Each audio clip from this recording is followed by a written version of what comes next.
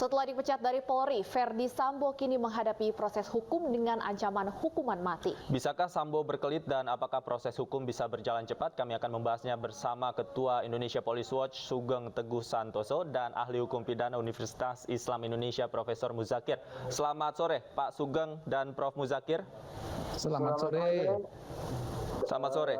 Baik, saya ingin ke Pak Sugeng terlebih dahulu.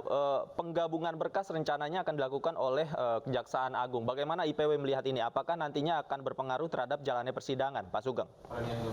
Penggabungan berkas itu tadi dikatakan oleh jaksa adalah kewenangannya, ya. Sementara dari polisi sendiri berkas perkara tersebut sebetulnya displit, ya. Nah ini memang kalau dalam konsep hukum pidana, seorang terdakwa berhak untuk mendapatkan penggabungan perkara agar perkaranya lebih sederhana dan kepadanya juga bisa dalam satu kali persidangan. Ini keistimewaan ini yang diberikan kepada FS secara teoritis ada, ya.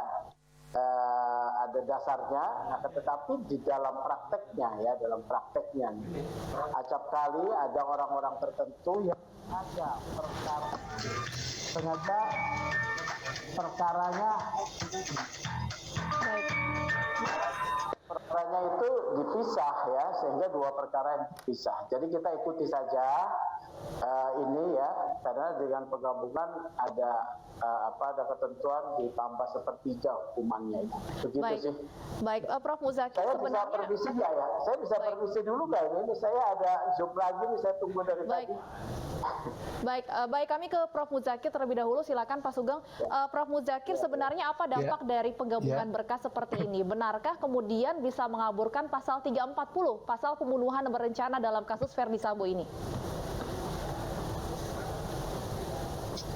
Jadi ini terkait dengan pasal penggabungan tadi, kalau kita lihat dari proses tindak pidananya itu, menurut pendapat saya, kalau jaksa misalnya menggabung perkara itu dalam satu dakwaan, itu kurang tepat, ya, karena dakwaannya obstruction of justice-nya terhadap dakwaan pertama, dakwaan ke-1 gitu. Sedangkan dakwaan ke-1 itu juga di dalam proses, ya. Maka sebaiknya jaksa itu men-splitting perkara ini, yang pembunuhan itu adalah pembunuhan, ada penyertaan di dalam pembunuhan. Ya, yang kedua adalah kalau obstruction of justice juga ada penyertaan obstruction of justice yang pelakunya berbeda, ya, yang pelakunya itu berbeda. Nanti akan menjadi masalah ketika kalau digabung, lah dia akan memeriksa tentang obstruction of justice-nya, tetapi pemeriksaan itu nanti terkait dengan apa yang disebut sebagai pelaku yang lain, ya. Kalau pelaku yang lain bagaimana? Apakah nanti begitu dia periksa obstruction of justice-nya, pelaku yang lain masuk, atau pelaku yang lain itu nanti akan mengikuti juga perkara pembunuhannya? Ini nggak bagus, ya. Usul saya ini sebagai sesuatu yang agar supaya hakim bisa memeriksa secara intent, secara tepat dan akurat di dalam memeriksa untuk pembunuhannya, pokok tindak pidana pokoknya itu, menurut pendapat saya sebaiknya perkaranya di splitting, ya. Satu dakwaan adalah untuk pasal pembunuhan, satu dakwaan lagi adalah untuk pasal obstruction of justice, dan obstruction of justice-nya itu nanti penyertaannya dengan pelaku yang lain, bukan pelaku tindak pidana pembunuhan. Oke, Prof, ada juga yang bilang bahwa penggabungan berkas ini bisa dijadikan celah bagi Sambo untuk lolos dari jeratan hukum maksimal, jeratan hukum hukuman mati begitu. Bagaimana Anda melihat ujung dari skenario yang mungkin diterapkan oleh Kejaksaan dalam penggabungan berkas ini? Ya, itu nanti akan terlihat begini, kalau digabung dalam satu dakwaan, nanti ini terdakwa bisa bermain, dia bobotnya lebih pada obstruction of justice daripada pembunuhannya. Bisa jadi seperti itu yang kekhawatiran banyak orang itu, menurut pendapat saya ada kemungkinan besar sekali. Karena apa? Karena pada saat dia diperiksa sebagai pembunuhan, dia akan mengalihkan bobot itu, perbuatannya lebih pada obstruction of justice. Sementara pelaku pembunuhannya adalah orang lain gitu. Nah, kalau itu di splitting, pembunuhan bisa konsentrasi untuk memeriksa supaya majelis hakim itu menemukan namanya kebenaran material atau kebenaran hakiki. Salah adalah salah, benar adalah benar. Nah, kalau itu digeser menjadi obstruction of justice, nah peran dia nanti akan berbeda lagi, tidak dihubungkan dengan pokok pembunuhannya itu, gitu. Baik, artinya bisa dikatakan kesimpulannya penggabungan berkas ini bisa memperbesar kemungkinan Verdi Sambo lolos dari ancaman hukuman mati, Prof.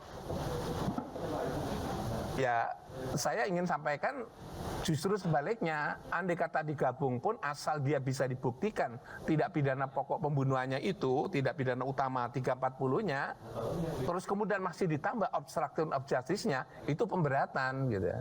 Jadi kalau itu dianggap sebagai bisa meloloskan tadi seperti yang disampaikan tadi, menurut pendapat saya ya bisa benar, tapi lebih banyak tidak benarnya karena seorang pelaku terbukti melakukan tindak pidana pembunuhan plus dia akan namanya obstruction of justice-nya itu atau 221-nya itu, nah menurut saya 221-nya adalah pemberatan terhadap tindak pidana pembunuhannya gitu.